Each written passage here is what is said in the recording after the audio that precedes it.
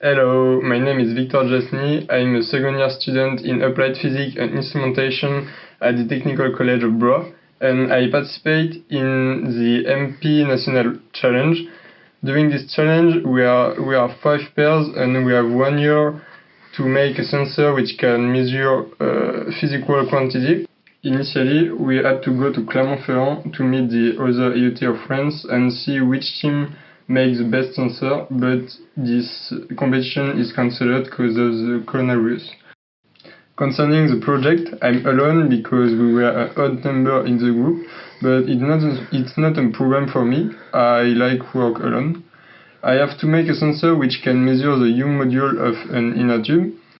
This is an inner tube like you can find in your bicycle, and the Young module is like the elasticity of this inner tube. I looked on internet, in books, and I talked with my teachers of mechanics and material resistance to know what are the different ways to measure a Young module. Finally, I discovered that there are 3 methods. I could use ultrasound transmitter receiver to measure the speed of sound in the inner tube. I also could do a tensile test or a bending test to measure the relative lengthening of the sample depending on constraint exerted on it. Because an inner tube is made of rubber, it absorbs sounds, so I couldn't use ultrasounds. I decided to make a tensile test sensor because I used this device during a TP last year and I know how it works. I was in a TP room to use the tensile test of the technical college. This device is made of 2 clamps, one which is fixed and another which can move. A part of inner tube is pulled towards the top by the moving clamp, which imposes a constraint on the sample.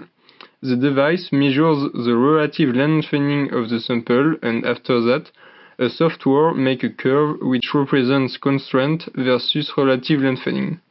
Young module is the coefficient of the linear part of the curve. After explaining how to measure a Young modulus, I'm going to show how I made my sensor with the help of Mr. Luca, a technician of the Technical College.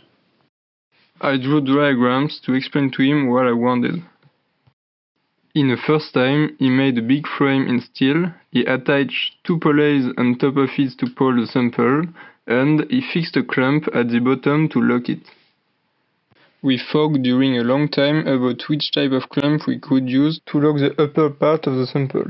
Finally, Mr. Amazid gave us the idea to use an IKEA clamp. After that, I had to find a method to measure the lengthening of the sample. I decided to use a laser and a detector which can measure the move of the beam. Mr. Luca drilled 2 holes to attach the clamp, a mark to put the sample, and he fixed the laser at the clamp. I tried to pull the clamp with a twine and pulleys, but it turned on itself. That was no good because the detector could not see the beam. Therefore, I attached 2 wires at each side of the clamp in the order to guide it. Unfortunately, the clamp was not moving like I wanted. To resolve this problem, I drilled 4 holes in the frame in the order to make the wire straight. I put wires through the holes and I attached it around the frame. After that, wires was very taut and clamp could be pulled easily.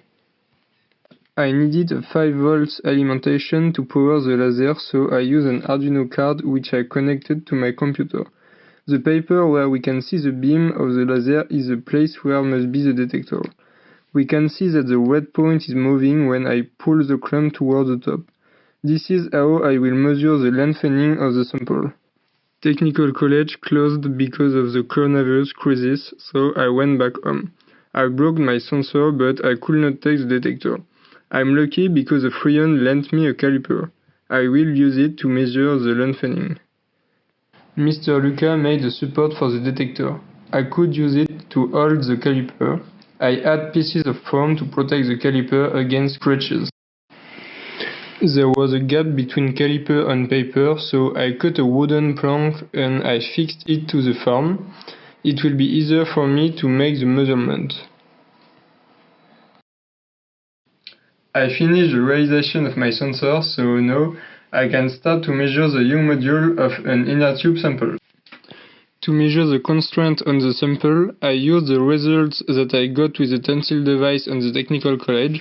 I took constraint between 0 and 0.1. This is where the curve is linear, and I applied basic formula to calculate mass I have to put in the basket. I used 10-cent coin because I weighed them when I was in the technical college.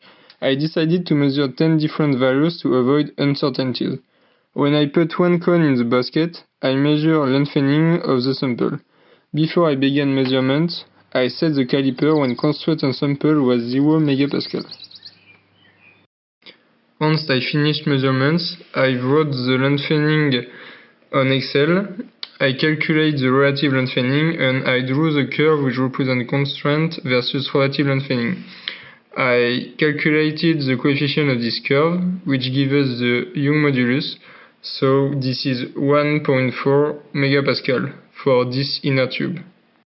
To conclude, this project was very benefit for me. I've chosen it because I would like to make a new sensor and because it was a competition against the other MP of France.